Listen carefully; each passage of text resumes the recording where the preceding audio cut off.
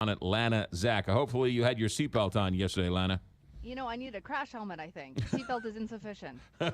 All right, so first off, let's put this into context. Was this planned? Was this unplanned? Take us through how this happened yesterday.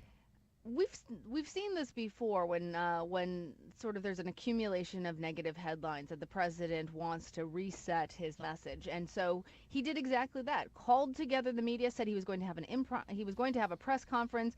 Everybody gathered here at the White House. Not in the press briefing room because there isn't enough space to handle the demand. Instead, everybody was in the East Room, in the big dining room there. So he gets everybody together. He starts off by nominating his replacement for Andy Puzder, the labor secretary that it became apparent he wasn't going to get the confirmation. Picks Alex Acosta, who by all accounts is a much more likely choice to sail through the nomination. And then it turns into an entirely different press conference, one in which he is going at it with individual journalists, talking about the mess that he inherited from President Obama, denying that there has been any hiccups in his administration. Actually, here's a quote: "This administration is running like a fine-tuned machine." That was in response to a question about the immigration ban on people coming in from several primarily Muslim countries. Says that there wasn't any problems with that the only problem was with the justices that are opposing him. So what was there's a theory going around. I mean, people have dissected this for 24 hours, but overall the theory was what? To let Trump be Trump? To sort of, it was almost like a campaign-style news conference in a sense. It was absolutely like what we had heard out on the campaign trail. At points he went back to his greatest hits, talking about Hillary Clinton having received from Donna Brazile an advance of questions for one of the debates, and this far into an administration to be talking still about the not just the election, but what happened in the debates, that's unusual to say the least. So after he said that the White House is running like a fine-tuned machine, you had one of his advisors go on Joe Piscopo's show and say that Reince Priebus needs to be fired.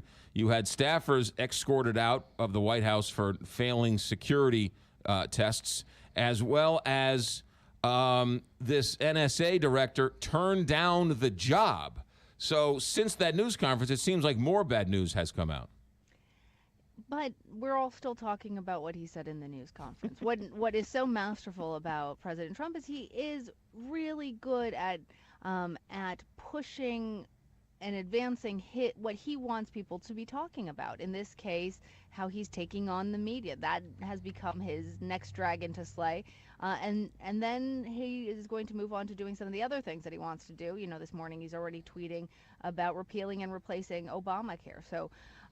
So even though there have been some perhaps negative things that have come out, and you're right, especially having the replacement for his national security advisor, who left in disgrace, say he doesn't want the job.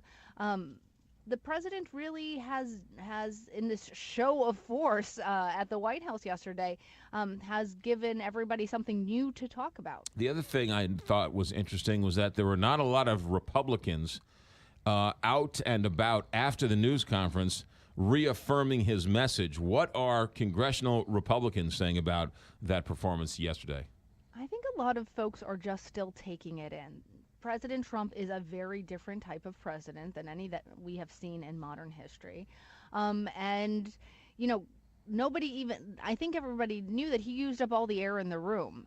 It doesn't make sense to have somebody like Speaker of the House Paul Ryan go out after that as a following act. The president, when he has something like a press conference that is freewheeling, that lasts more than an hour, that continues to have every mouth in America sort of moving and talking about it. For anybody else to come out and to speak afterwards is kind of a waste of time in terms of other Republican leaders. We'll see where it goes from here. Lana Zak, ABC News White House correspondent, who was there for the show. Lana, thanks for checking in. Great to talk to you. 626, Big 550,